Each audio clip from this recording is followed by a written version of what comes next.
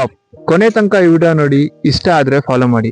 ಬ್ರಾನಿ wear ಅನ್ನೋರು ಬರ್ದಿರೋ ಅಂತ ಒಂದು book, 5 regret of the dying. ಹಂಗಂದ್ರೆ ಸಾಯಕ್ಕೆ ಇನ್ನೊಂದು ಸ್ವಲ್ಪ ದಿವಸ ಇರೋ ಹತ್ರ ಕೇಳಿರೋ ಪ್ರಶ್ನೆ, ಸಾಯ್ತಾ ಇದ್ದೀರಾ, ಜೀವನದಲ್ಲಿ ನಾನು ಈ ಮಿಸ್ಟೇಕ್ ಮಾಡಬಾರ್ದಿತ್ತು ಅಂತ ಅನ್ಕೊಂಡ್ರೆ ಯಾವ್ಯಾವು ಅಂತ. ಅದರಲ್ಲಿ ಮೊದಲನೇದು, ನನ್ನ ಜೀವನದಲ್ಲಿ ಬೇರೆಯವ್ರಿಗೋಸ್ಕರನೇ ಬದುಕ್ಬಿಟ್ಟೆ, ನನಗೋಸ್ಕರ ನಾನು ಬದುಕಲೇ ಇಲ್ಲ ಅಂತ ಅನ್ನೋದು. ಎರಡನೇದು, ಜೀವನಕ್ಕೋಸ್ಕರ ಕೆಲಸ, ಆದ್ರೆ ನನ್ನ ಕೆಲಸನೇ ಜೀವನ ಮಾಡ್ಕೊಂಡ್ಬಿಟ್ಟೆ ಅನ್ನೋದು. ಮೂರನೇದು, ನನ್ನ ಮನಸ್ಸಲ್ಲಿ ಯಾರ್ಯಾರ ಮೇಲೆ ಏನೇನು ಭಾವನೆ ಇದೆ ಅಂತ ಅವ್ರಿಗೆ ನಾನು ನೇರವಾಗಿ ಹೇಳ್ದೇನೆ ಹೋಗ್ತಾ ಇದೀನಿ ಅನ್ನೋದು.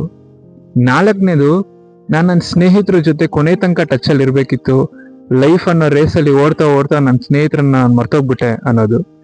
ಐದನೇದು, ನಾನು ಇನ್ನೂ ಜೀವನದಲ್ಲಿ ಖುಷಿಯಾಗಿ ಬದುಕಬೇಕಿತ್ತು, ನಾನು ಎಲ್ಲೆಲ್ಲಿ ಹೋಗ್ಬೇಕು ಅನ್ಕೊಂಡು ಅಲ್ಲೆಲ್ಲಿ ಹೋಗ್ಬೇಕಿತ್ತು, ಹೋಗಕ್ಕಾಗ್ಲಿಲ್ಲ ಅನ್ನೋದು. ಆದ್ರೆ ಯಾರೊಬ್ರು ಸಹ ಇದರಲ್ಲಿ ನಾನು ನನ್ನ ದುಶ್ಮನ್ ಜೊತೆ ಜಗಳ ಆಡಿಲ್ಲ, ಅವ್ನು ನಂಗೆ ಏನ್ ಮಾಡ್ದ ಅದು ನಾನು ವಾಪಸ್ ಅವನಿಗೆ ಕೊಟ್ಟಿಲ್ಲ, ಅಥವಾ ನಾನು ಜಾಸ್ತಿ ಹಣ ಮಾಡಲಿಲ್ಲ, ಆಸ್ತಿ ಮಾಡಲಿಲ್ಲ ಅಂತ ಯಾರೂ ಹೇಳಲಿಲ್ಲ. ಅಷ್ಟೇ ಲೈಫಲ್ಲಿ ಪ್ರೆಸೆಂಟ್ ನಮ್ಗೆ ಇಂಪಾರ್ಟೆಂಟು, ಪ್ರೆಸೆಂಟ್ ನಮ್ಮ ಜೊತೆ ಇರೋ ಜನ ಇಂಪಾರ್ಟೆಂಟು, ನಮ್ಮ ಖುಷಿ ಇಂಪಾರ್ಟೆಂಟು. ಹೋದ್ಮೇಲೆ ರಿಗ್ರೆಟ್ ಮಾಡೋದ್ಕಿನ್ನ ಇರಬೇಕಾದ್ರೆ ನಾವು ಅದನ್ನ ಅನುಭವಿಸೋದೇ ಕರೆಕ್ಟು ಅಂತ ಹೇಳ್ತಾ, let's be happy, make others happy. See you, bye.